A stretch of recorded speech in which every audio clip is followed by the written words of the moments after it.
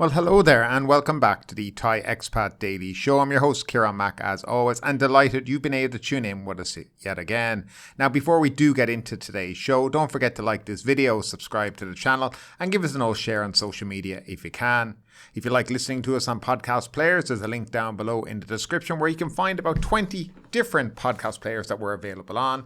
And finally, if you're interested in supporting the show, there's also a link for Buy Me a Coffee where you can purchase a coffee for $5 and it'll go towards the show. Now, today we're not going to discuss the news, but we're going to discuss a topic that has been brewing in the news for the last month, and that is, or last 2 months, and that is police corruption. I think we can all admit it's been a tough year so far for the Thai police force. And before we continue in this show, we're going to be discussing, how Thailand can combat police corruption and maintain a police force that is suitable and will take care of what needs to be taken care of here in Thailand. This year alone, they have been steeped in high-profile corruption allegations throughout the country, from the Charlene Ann case that we brought you at the beginning of the year to the Pattaya vaping case where a police officer tried to extort a Chinese national out of 60,000 baht, to the 107 immigration officers dismissed for illegally procuring thousands of visas for Chinese criminals.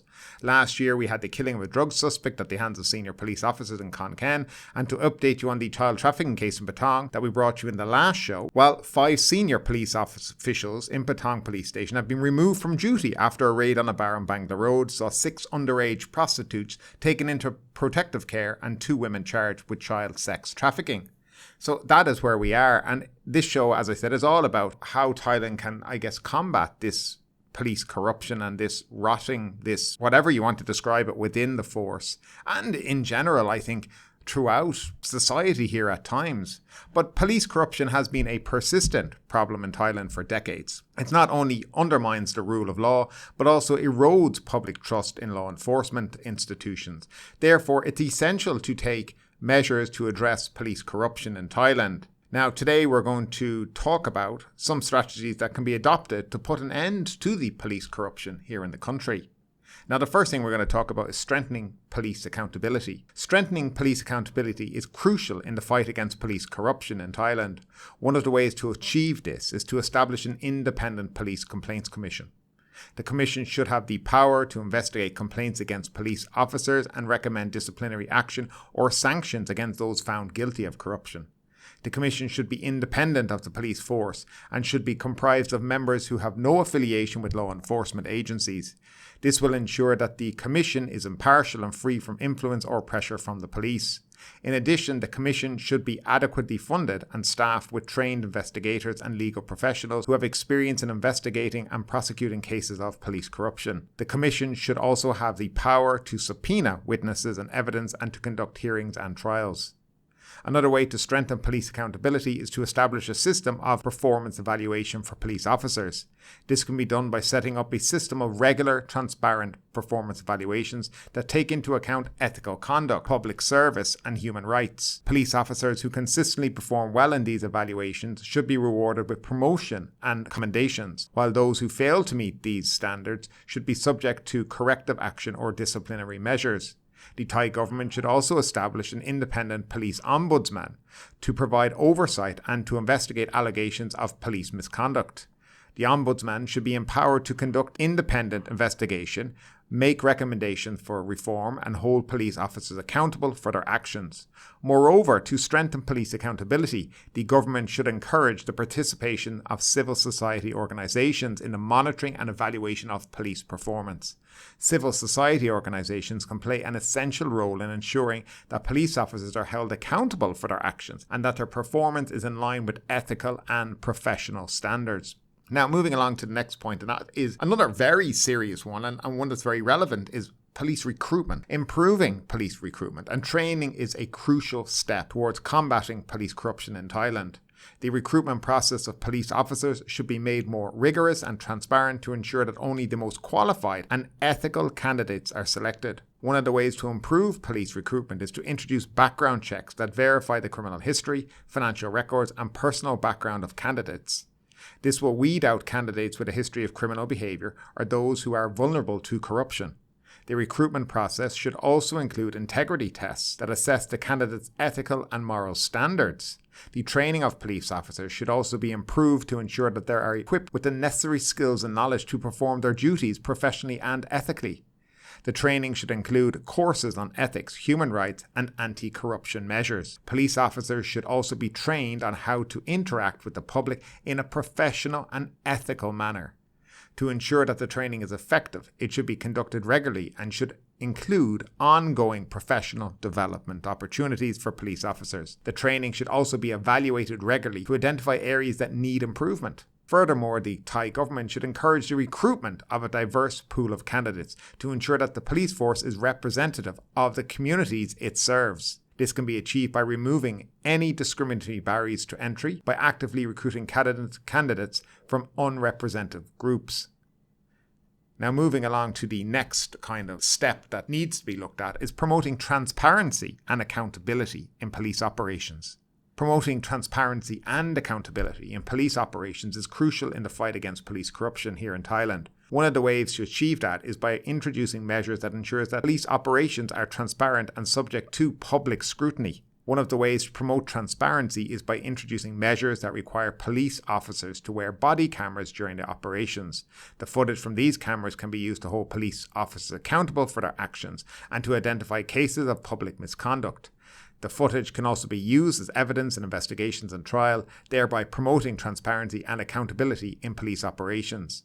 In addition to body cameras, the Thai government should also establish mechanisms for citizens to file complaints and report instances of police misconduct. These mechanisms should be easily accessible and widely publicised to ensure that citizens are aware of their rights and can seek redress if their rights are violated. Moreover, the Thai government should ensure that the investigation of complaints against the police officers is independent and impartial. The investigative process should be conducted by a separate department or agency to ensure that the investigation is free from any influence or interference by the police force. Another way to promote transparency and accountability is to establish a system of regular audits and review of police operations. These audits should evaluate the effectiveness and efficiency of police operations, identify areas that require improvement, and promote accountability and transparency in police operations. Furthermore, the Thai government should establish mechanisms for the public to access information about police operations, including crime statistics, policies, and procedures. This information should be made available to the public in an easily accessible and understandable format to promote transparency and accountability in police operations. Now, another thing which would be very helpful is encouraging citizen participation. Now, encouraging citizen information is an important approach to tackling police corruption in Thailand. Citizens' participation can also help increase public trust in the police force, promote transparency and accountability, and improve the effectiveness of police operations. One way to encourage citizen participation is to establish community policing programs that involve citizens in the decision-making process regarding policing priorities and strategies. Community policing programs can also encourage citizens to work in partnership with the police officers to identify and address crime and safety issues in their community. Another way to encourage citizen participation is by establishing police oversight committees or independent watchdog groups that can monitor police operations and investigate complaints of police misconduct. These committees or groups should be comprised of diverse groups of citizens, including representatives from the community-based organizations, civil society groups, to ensure that the oversight process is transparent and independent. Additionally, the government can encourage citizen participation by providing citizens with training and education on their rights and responsibilities in relation to the police force. This can include providing citizens with information on how to file a complaint against a police officer and how to work collaboratively with law enforcement to address safety concerns in their communities. The government can also use technology to encourage citizen participation. For example, the government can establish a digital platform where citizens can report crimes, provide feedback on police operations, and access information about police activities. The platform can also be used to gather data on crime and safety issues, which can help inform policing strategies and policies. Finally, the government can encourage citizen participation by establishing mechanisms for citizens to participate in the recruitment and selection of police officers. This can include involving citizens in the interview process or establishing citizen review boards to assess the qualification and suitability of candidates for the police force. And finally, strengthening legal frameworks. Now, strengthening legal frameworks is an important approach to tackle police corruption here in Thailand. The legal framework plays a critical role in preventing, detecting, and punishing police corruption, and strengthening it can help build a culture of accountability and transparency within the police force. One way to strengthen legal frameworks is to establish clear and robust laws and regulations that criminalize police corruption and provide appropriate penalties for offenders. This includes laws that prohibit bribery, embezzlement, and abuse of power by police officers. These laws should also provide for the investigation, prosecution, and punishment of officers who engage in corrupt activities. Another way to strengthen legal frameworks is to establish an independent and impartial oversight body that is responsible for investigating complaints of police misconduct and corruption. This oversight body should have the power to conduct investigations, subpoena witnesses and evidence, and make recommendations for disciplinary or criminal action against police officers who engage in corrupt activities. Additionally, the Thai government can strengthen the frameworks by ensuring that the legal system is accessible and transparent, with clear procedures for filing complaints, conducting investigations, and prosecuting offenders. This includes providing adequate resources and training for law enforcement agencies, prosecutors, and judges to ensure that they are equipped to handle corruption cases effectively. The government can also strengthen the framework by promoting international cooperation and adopting international standards as best practices in the fight against police corruption.